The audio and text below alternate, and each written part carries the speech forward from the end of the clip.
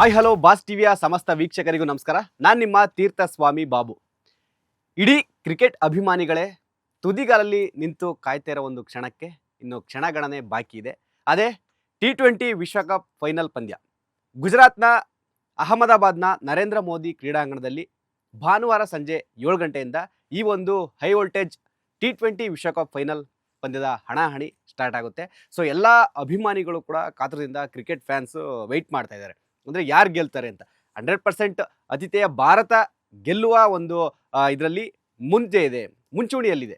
ಆದರೂ ಕೂಡ ನ್ಯೂಜಿಲೆಂಡ್ ತಂಡವನ್ನು ಯಾವುದೇ ಕಾರಣಕ್ಕೂ ಅಲ್ಲಗೆಳೆಯುತ್ತಾರಿಲ್ಲ. ಯಾಕೆಂದರೆ ನ್ಯೂಜಿಲೆಂಡ್ ಕೂಡ ಫೈನಲ್ಗೆ ಒಂದು ಅದ್ಭುತವಾದಂತಹ ಪ್ರದರ್ಶನವನ್ನು ಕೊಡುವ ಮೂಲಕ ಬಂದಿದೆ. ಅದರಲ್ಲೂ ಕೂಡ ನೀವು ಲಾಸ್ಟ್ ಮ್ಯಾಚ್ ನೋಡ್ಬೋದು, ಸೌತ್ ಆಫ್ರಿಕಾ ಮೇಲೆ ಯಾವ ಥರ ಅವರು ಮ್ಯಾಚನ್ನು ಆಡಿ ಗೆದ್ದು ಫೈನಲ್ಗೆ ಎಂಟ್ರಿ ಕೊಟ್ಟರು ಅಂತ ಗೊತ್ತಾಗುತ್ತೆ ನ್ಯೂಜಿಲೆಂಡ್ ಯಾವ ಥರ ಸ್ಟ್ರಾಂಗ್ ಇದೆ ಅಂತ. ಒಂದು ಕಡೆ ನಮ್ಮ ಇಂಡಿಯಾ ಕೂಡ ಯಾವುದ್ರಲ್ಲೂ ಕೂಡ ಕಮ್ಮಿ ಇಲ್ಲ.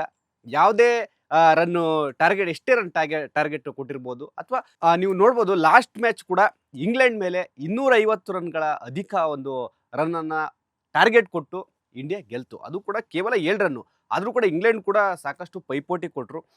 ಒಂದು ಇದರಲ್ಲಿ ನೋಡೋದಾದರೆ ಭಾರತಕ್ಕೆ ಏನಾದರೂ ಮೈನಸ್ ಅಂತ ಇದ್ದರೆ ಅದು ಬೌಲಿಂಗ್ ವಿಭಾಗ ಅಂತ ಇರುತ್ತೆ. ಈ ಕಡೆ ಬ್ಯಾಟಿಂಗ್ ಕೂಡ ಅದ್ಭುತವಾಗಿದೆ, ಇನ್ನು ಫೀಲ್ಡಿಂಗ್ ಕೂಡ ಚೆನ್ನಾಗಿದೆ.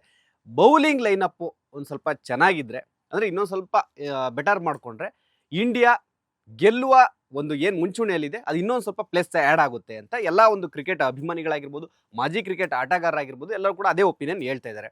ಸೊ ನೋಡಬೇಕು ಯಾವ ಥರ ಇರುತ್ತೆ ಆ ಒಂದು ಪಂದ್ಯ. ಈಗ ನ್ಯೂಜಿಲೆಂಡ್ ಹೇಳ್ಬೋದು, ನೀವು ನ್ಯೂಜಿಲೆಂಡು ಕೂಡ ಈಗ ಲೀಗಲ್ಲಿ ಫೈನಲ್ ಬರೋಕ್ಕಿಂತ ಲಾಸ್ಟ್ ಲೀಗ್ ಹಂತದಲ್ಲಿ 8 ಮ್ಯಾಚ್ಗಳನ್ನು ಆಡಿದೆ. ಎರಡೂ ತಂಡಕ್ಕೂ 8 ಮ್ಯಾಚ್ ಆಡಿದೆ. ಭಾರತ ಕೇವಲ 1 ಪಂದ್ಯ ಮಾತ್ರ ಸೋತಿದೆ, ಅದು ಕೂಡ ದಕ್ಷಿಣ ಆಫ್ರಿಕಾ ವಿರುದ್ಧ. ಇನ್ನು ನ್ಯೂಜಿಲೆಂಡು 2 ಪಂದ್ಯಗಳನ್ನು ಸೋತಿದೆ. ಒಂದು ಮಳೆಯಿಂದಾಗಿ ಡ್ರಾ, ಅಂದರೆ ಅದು 1 ಪಾಯಿಂಟ್ ಮಾತ್ರ ಕೊಟ್ಟಿದ್ದಾರೆ, ಮಳೆಯಿಂದ ಅದು ರದ್ದಾಗಿದೆ ಪಂದ್ಯ. ಸೊ ಈ ಥರ ಇಲ್ಲಿ ಕಂಪ್ಯಾರಿಸನ್ ನೋಡೋದಾದರೆ ಇಂಡಿಯಾದೇ ಒಂದು ಕೈ ಮೇಲಿದೆ. ಆದರೆ ನಿಮಗೆ ಇನ್ನೂ ಸ್ಟ್ಯಾಟಸ್ಟಿಕ್ ಹಳೇ ಒಂದು ಅಂಕಿ ಅಂಶಗಳನ್ನು ತೆಗೆದಿಡೋದಾದರೆ ನ್ಯೂಜಿಲೆಂಡ್ ಭಾರತಕ್ಕಿಂತ ಬೆಟರ್ ಆಗಿದೆ. ಅದು ಎಲ್ಲಿ ಯಾವ ಥರ ಬೆಟರ್ ಆಗಿದೆ ಅಂತ ಹೇಳ್ತೀನಿ ನೋಡಿ. ಒಂದು, ಇಲ್ಲಿವರೆಗೂ T20 ವಿಶ್ವಕಪ್ನಲ್ಲಿ ಭಾರತ ಮತ್ತು ನ್ಯೂಜಿಲೆಂಡ್ 2 ಮುಖಾಮುಖಿ ಆಗಿರ್ತಕ್ಕಂಥ ಪಂದ್ಯಗಳಲ್ಲಿ ಭಾರತ ಯಾವ ಒಂದು ಪಂದ್ಯವನ್ನು ಗೆದ್ದಿಲ್ಲ. 3 ಸಲ ಮುಖಾಮುಖಿ ಹಾಕಿದ್ದಾರೆ, ಅಂದರೆ ಭಾರತ ಮತ್ತು ನ್ಯೂಜಿಲೆಂಡು. ಅದರಲ್ಲಿ 3 ಪಂದ್ಯಗಳನ್ನು ನ್ಯೂಜಿಲೆಂಡ್ ತಂಡ ಗೆದ್ದಿದೆ T20 ವಿಶ್ವಕಪ್ ಈ ಟೂರ್ನಿಯಲ್ಲಿ. ಇನ್ನು ನ್ಯೂಜಿಲೆಂಡು ಇದು 2ನೇ ಸಲ ಫೈನಲ್ಗೆ ಹೋಗಿದೆ. ಮೊದಲನೇ ಸಲ ಫೈನಲಲ್ಲಿ ಆಸ್ಟ್ರೇಲಿಯಾ ವಿರುದ್ಧ ಸೋತು ರನ್ನರ್ ಅಪ್ ಆಯಿತು. ಇದು 2ನೇ ಬಾರಿ ನ್ಯೂಜಿಲೆಂಡ್ ಫೈನಲ್ಗೆ ಎಂಟ್ರಿ ಕೊಟ್ಟಿದೆ. ಇನ್ನು ಭಾರತ ಈ ಒಂದು ಫೈನಲ್ ಗೆದ್ದರೆ 3ನೇ ವಿಶ್ವಕಪ್ಪನ್ನು ಎತ್ತಿಡಿಯೋ ಎಲ್ಲ ಲಕ್ಷಣ ಇದೆ. ಅಂದರೆ ಒಂದು ಸತತ 2ನೇ ಬಾರಿ, ಒಟ್ಟಾರೆ 3ನೇ ಬಾರಿ ಕಪ್ ಗೆಲ್ಲೋ ರೇಸ್ನಲ್ಲಿ ಭಾರತ ಇದೆ.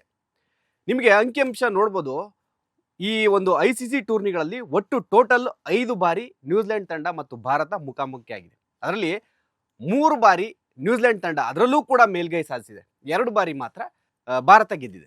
T20ಲಿ ಭಾರತ ನ್ಯೂಜಿಲೆಂಡ್ ಮೇಲೆ ಗೆಲ್ಲಿಲ್ಲ, ಇದುವರೆಗೂ ಗೆದ್ದಿಲ್ಲ. 3 ಮ್ಯಾಚ್ ಆಡಿದೆ, ಅದರಲ್ಲೂ ಗೆದ್ದಿಲ್ಲ. ಅದನ್ನು ಹೊರತುಪಡಿಸಿ ಇಡೀ ICC ಏನಿದೆ ಟೂರ್ನಿಗಳಲ್ಲಿ ಅದರಲ್ಲಿ 2 ಮಾತ್ರ ನ್ಯೂಜಿಲೆಂಡ್ ಮೇಲೆ ಗೆದ್ದಿದೆ.